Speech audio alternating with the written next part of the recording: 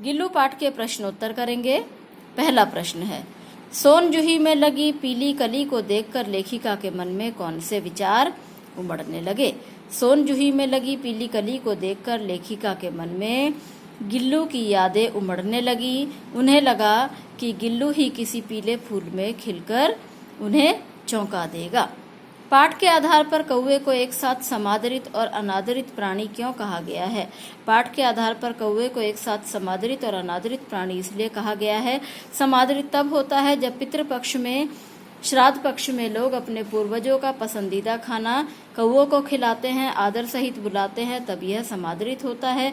और हमेशा ही इसे अनादरित करते हैं क्योंकि ये कर्कश वाणी में बोलता है, गंदे जगह में रहता है और गंदगी खाता है, तो इसलिए यह किसी को पसंद नहीं आता है। गिलहरी के घायल बच्चे का उपचार किस प्रकार किया गया। गिलहरी के घायल बच्चे के घावों को रुई से पोंछा गया, पेंसिलिन का मरहम लगाया गया और रुई की पतली बत्ती से उसे दूध पिलाने की कोशिश की गई। अगला प्रश्न देखते हैं।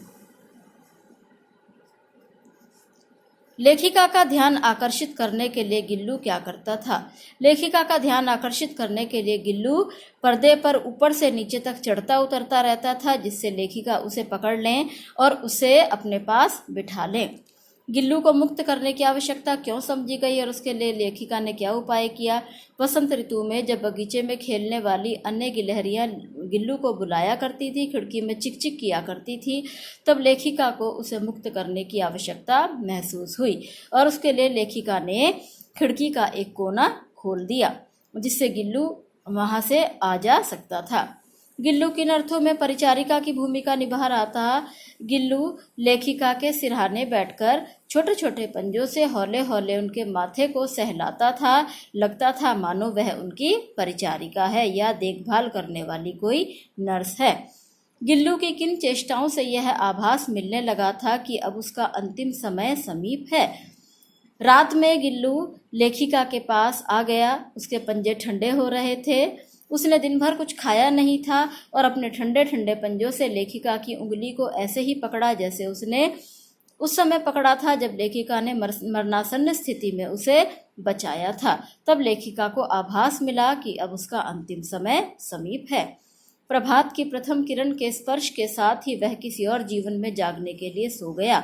इसका आशय स्पष्ट कीजिए। प्रभात की प्रथम किरण के स्पर्श के साथ ही वह किसी और जीवन में जागने के लिए सो गया का अर्थ है कि अब गिल्लू इस दुनिया में नहीं रहा, बल्कि सुबह होने से पहले ही वह दूसरी दुनिया में अर्थात मृत्यु लोक में चला गया है। सोन जूही की लता के नीचे बनी गिल्लू की समाधि से लेखिका के मन में किस विश्वास का जन्म होता है।